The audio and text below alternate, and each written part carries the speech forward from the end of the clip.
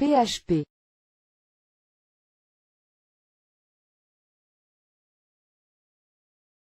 Les formulaires.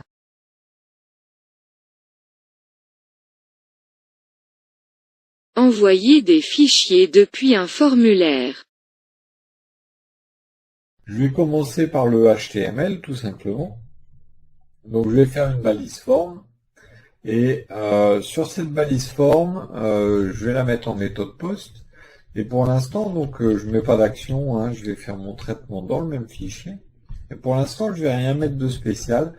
Et on va voir qu'il va falloir, pour un formulaire d'ajout de fichiers, il va falloir qu'on fasse quelque chose de particulier. D'ailleurs, je vais faire un truc un peu propre quand même. Je vais mettre le code HTML. Je vais pas utiliser les includes qu'on avait utilisés pour pas compliquer les choses. Et puis là, je vais faire ajout de fichiers. Donc le but du jeu, ça va être d'ajouter donc dans un dossier qu'on va créer tout à l'heure, qu'on va appeler uploads. On va ajouter un fichier et puis les fichiers qu'on souhaite. Donc je vais faire une div, je vais mettre dedans un label. Ce label, tiens, il va s'appeler fichier. On va mettre le label fichier justement et on va faire un input de type file qui va s'appeler fichier. Tiens, on va l'appeler image. On va l'appeler image et son ID ça va être fichier donc qui va avec le for. Voilà le type file, mon nom image et puis derrière je vais mettre mon bouton. Donc un button normal de type submit et je vais dire envoyer. À partir du moment où on a un type file à l'intérieur d'un formulaire, il faut penser à mettre un attribut spécifique sur la balise forme qui est l'attribut enctype et qui va contenir donc la valeur multipart form data. Le fait de mettre cet attribut, en fait, c'est la façon dont le formulaire va être encodé entre le moment où il va être envoyé et le moment où le serveur va le recevoir.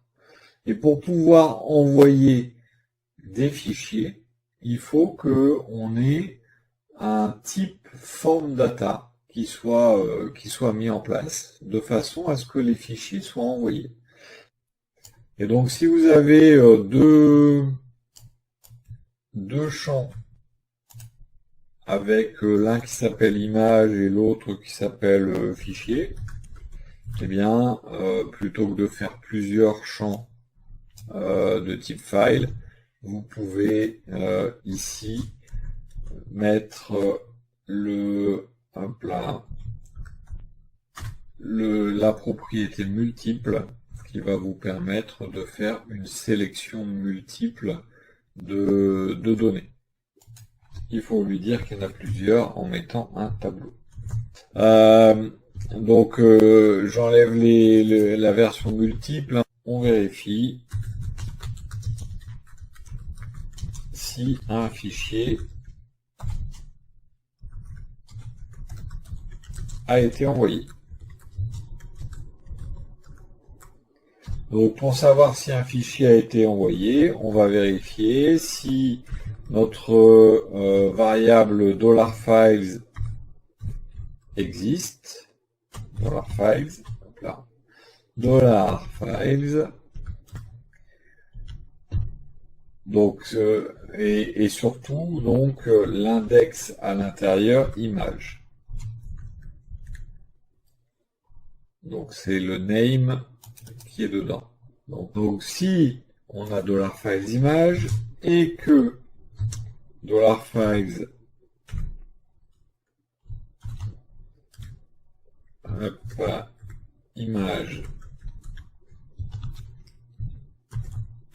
error. On va vérifier qu'il est égal à 0 de façon à être sûr que là, on a une image.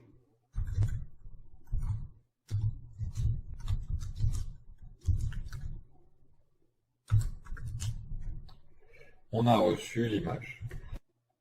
Donc là, on a reçu l'image. Donc on procède aux vérifications. Donc les vérifications, qu'est-ce qu'on va faire? On va vérifier toujours deux choses. On vérifie toujours, donc toujours l'extension et en même temps le type MIME.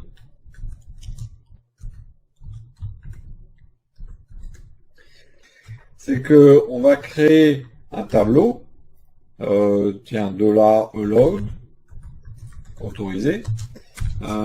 Donc c'est un tableau clé valeur et sur lequel je vais mettre en clé l'extension JPG par exemple et en valeur le type MIME.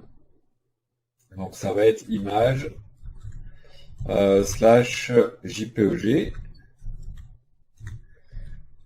Ensuite, je vais mettre l'extension JPEG, par exemple, et en face, le type MIME, image / JPEG. Et on va mettre également, donc tiens, on va mettre PNG. Et dessus, je vais mettre image / PNG. Donc, ce qu'on va faire également, c'est qu'on va récupérer le nom du fichier. Donc, dans une variable, on va récupérer donc $files. Attention, hein, c'est des majuscules. Image et c'est name. Ce qu'on va faire également, c'est qu'on va récupérer le type. Tiens, je vais dire file type.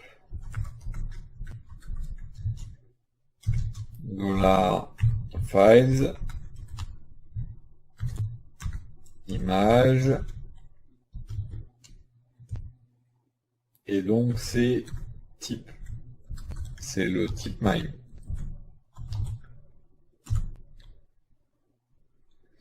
Donc à partir de là, ça va me permettre de récupérer donc le type MIME et donc je vais pouvoir le comparer. Je vais récupérer également la taille, size.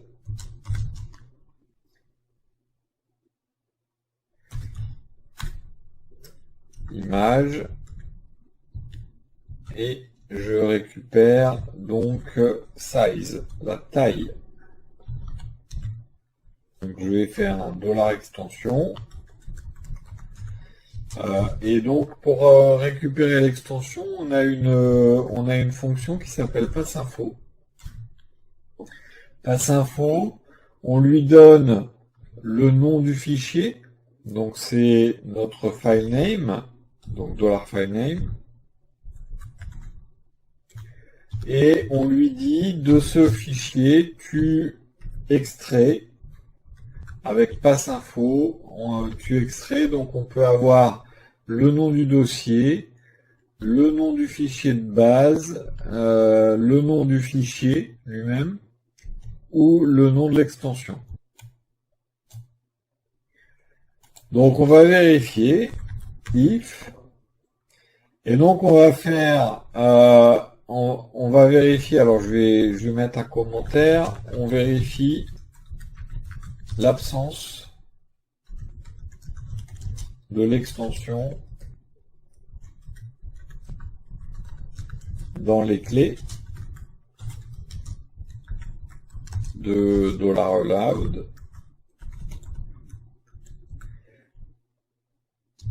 ou l'absence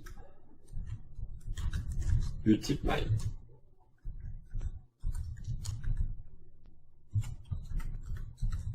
Dans les valeurs. C'est si l'un ou l'autre est absent. Donc si l'un ou l'autre est absent, ça veut dire que je ne vais pas aller plus loin. Donc on va vérifier. On va faire note array key, donc array key values. Non, c'est pas array key values, pardon, c'est array key exists. If array key existe, je fais l'extension. Donc on me demande la clé et dans quel tableau on recherche. Donc le tableau c'est allowed. Donc celui-là vérifie avec ça, vérifie est-ce que la clé $extension existe à l'intérieur de $allowed. Donc on va vérifier si par exemple, imaginons on a .pdf, donc on aura PDF. Est-ce que PDF existe dans une de ces clés? Donc ça, ou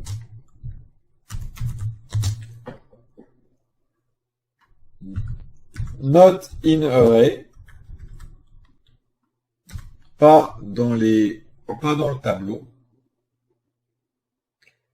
Et là, on va vérifier si le type MIME n'est pas dans le tableau. Et dans ce cas-là, on va chercher, donc c'est chercher l'aiguille dans la botte de foin, hein, needle, aiguille, et haystack, botte de foin. L'aiguille, c'est notre type, donc c'est file type. File type. Et on le trouve dans laquelle botte de foin? Bah dans allowed. Allowed. Le voilà. Et donc ici, soit l'extension, soit le type sont, est incorrect. Ou les deux. Hein. Donc l'extension ou le type est incorrect, ça veut dire que là je vais faire un die pour dire attention, erreur, format de fichier incorrect, par exemple. Donc ici, le type est correct. Donc on a un fichier effectivement qu'on souhaite avoir. Alors maintenant on peut essayer de vérifier la taille en octets. Donc on pourrait imaginer, on limite à 1 mégaoctet par exemple. Pour limiter à 1 mégaoctet, vous mettez la limite 1 mégaoctet, c'est 1024 par 1024. Et donc, vous pouvez récupérer la taille, file size, qui est tout en haut, la ligne 15. Et donc, vous vérifiez si $fileSize est supérieur à 1024 que multiplie 1024, par exemple. Ça, c'est pour faire un méga, hein. Ça évite de mettre en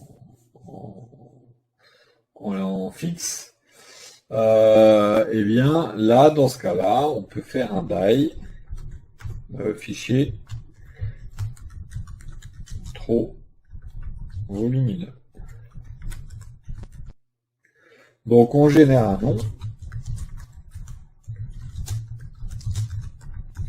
nom unique. Donc, je vais l'appeler new name. Et donc, je vais utiliser donc un MD5. Hop là, MD5 de Unique ID. Alors, Unique ID, c'est un timestamp. Et MD5, ça permet de le chiffrer, juste histoire d'avoir une chaîne de caractères un petit peu aléatoire.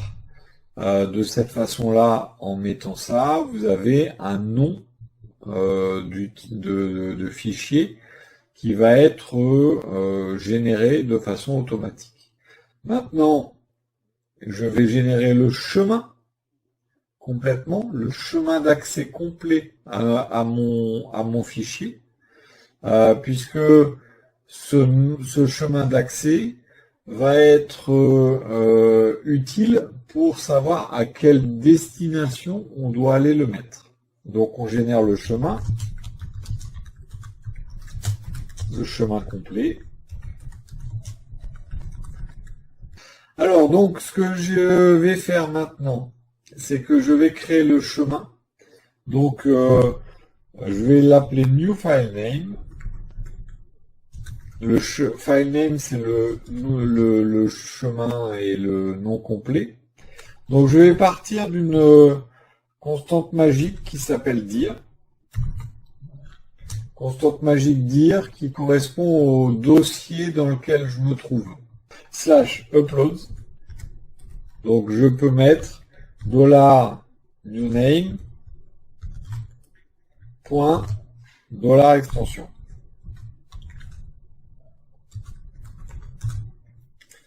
Souvent le move uploaded file dans un if, et si ça marche pas, move uploaded file de alors le nom du fichier source $files image tmp name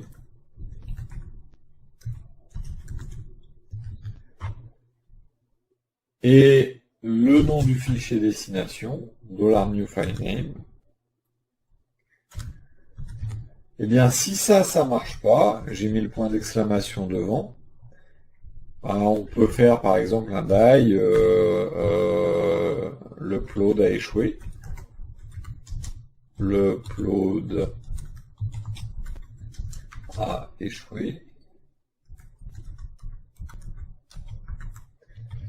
Et si ça marche, on continue en fait par la suite. Donc là, si je veux protéger contre les écritures, eh bien je fais un changement de mode, chmod.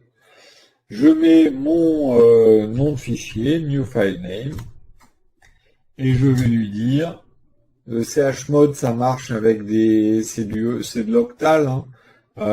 On met directement à l'intérieur des valeurs qui vont correspondre aux permissions, donc c'est sur 4 chiffres.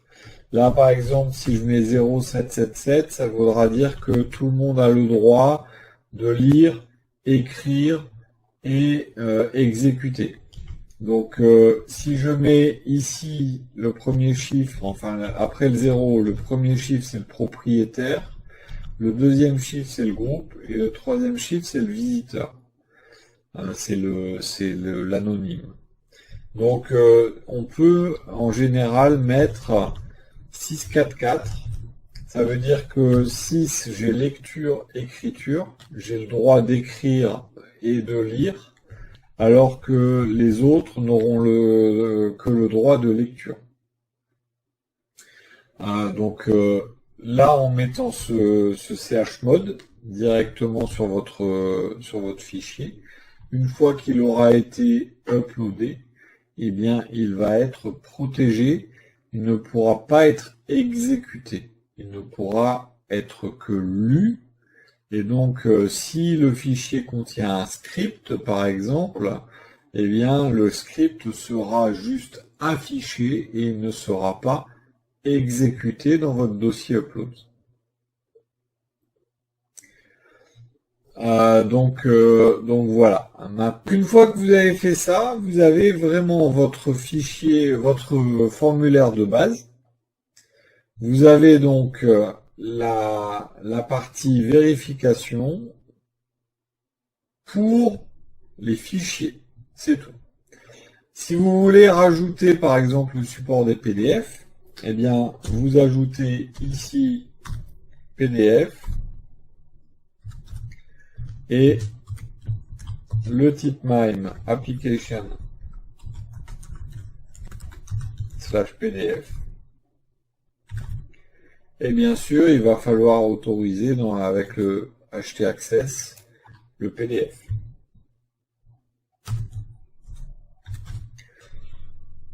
Donc, qu'est-ce qu'on a fait? Pour résumer, pour revenir sur tout ce qu'on a fait, on a fait juste un petit formulaire, un exemple. Bien sûr, cette partie de formulaire doit s'inclure dans un formulaire plus large, mais tout ce qu'on a fait devra être fait. Ne pas oublier qu'on fait très souvent. À partir du moment où vous avez un champ input de type file, vous devez mettre le type d'encodage sur multipart form data pour que les fichiers soient envoyés en parallèle des données du formulaire. Une fois que vous avez fait ça, quand vous envoyez votre formulaire, vous récupérez en fait les fichiers dans $files. Une fois que vous avez récupéré les fichiers, vous devez vérifier 2-3 petites choses. Alors, si vous faites un gestionnaire de fichiers, il vaut mieux vérifier toutes les erreurs. Comme ça, vous pouvez donner des messages aux utilisateurs en fonction donc, de l'erreur qui s'est réellement passée. Mais si jamais on est à 0, ça veut dire que tout va bien. Et si tout va bien, eh bien, vous définissez une liste des fichiers, des extensions et des types qui sont autorisés. Derrière, on extrait les données depuis $files pour éviter d'avoir à chaque fois à écrire ces longues choses. On récupère l'extension. Vous avez donc ensuite on vérifie est-ce que on a les clés qui existent pas ou le type MIME qui n'existe pas. C'est l'un ou l'autre ou les deux. Et bien dans ce cas-là, on s'arrête parce qu'il y a un format incorrect. On peut vérifier la taille. Donc c'est en octets, en 1024 par 1024 octets, ça fait directement 1 mégaoctet. Hein. Et on peut dire que le fichier est trop volumineux, par exemple. Et derrière, une fois qu'on a fait ça, eh bien on génère un nom et on déplace le fichier. Donc move uploaded file, on déplace le fichier de TMP à uploads en le renommant.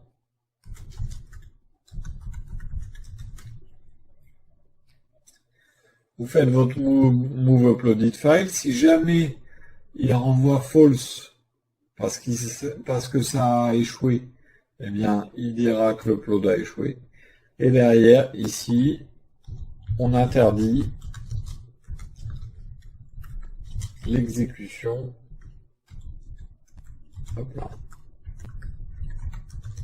du fichier. On ne sait jamais écriture par le point htaccess. On filtre ici les